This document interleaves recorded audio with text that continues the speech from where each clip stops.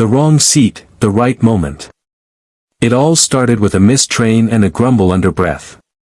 Jacob had never believed in fate, only in carefully laid plans.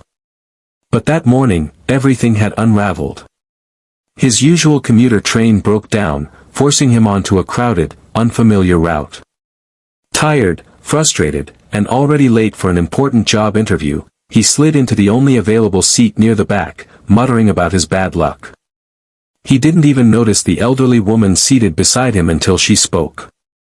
"You look like someone carrying the weight of the world," she said with a gentle smile. Jacob offered a tight nod, not in the mood for small talk.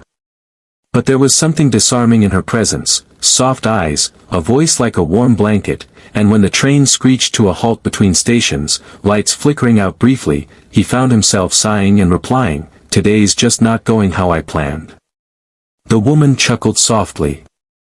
"The best days rarely do." She introduced herself as Margaret. In the dim, humming quiet of the stuck train, conversation flowed easier than Jacob expected. She told him about her late husband, who she met by accident when she sat in the wrong seat at a college lecture decades ago. "Wrong seat," she said with a wink. "Right moment." Jacob smiled for the first time that morning. As the train lurched forward again, Margaret hesitated. Her hands, gnarled and veined with time, trembled slightly as she pulled a small envelope from her purse. "I wasn't sure who I'd give this to," she said. "But something tells me it's meant for you." Inside was a handwritten letter and a check. A large one.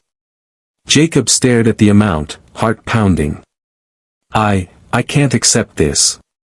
"You can," she said. "And you must. It's not charity, it's a legacy. My husband and I never had children. We made a promise that when the time was right, we'd help someone we believed in. Someone who just needed a moment to catch their breath." Tears blurred Jacob's vision. He had been scraping by for months, patching together freelance work, barely able to care for his younger sister after their parents died. The interview he was racing to was for a position he wasn't sure he could afford to accept even if offered. "You have no idea what this means to me," he whispered. "I think I do," Margaret said, patting his hand. "Just promise me one thing, when your moment comes, be someone else's right moment." They parted at the next stop, and Jacob never saw her again. But he did get the job, and he took it, thanks to Margaret. Years later, when his life had transformed, he kept that promise. A scholarship fund in her name. A stranger's rent paid. A young man offered his first suit for an interview. Because sometimes, it's not about the perfect plan or the perfect seat.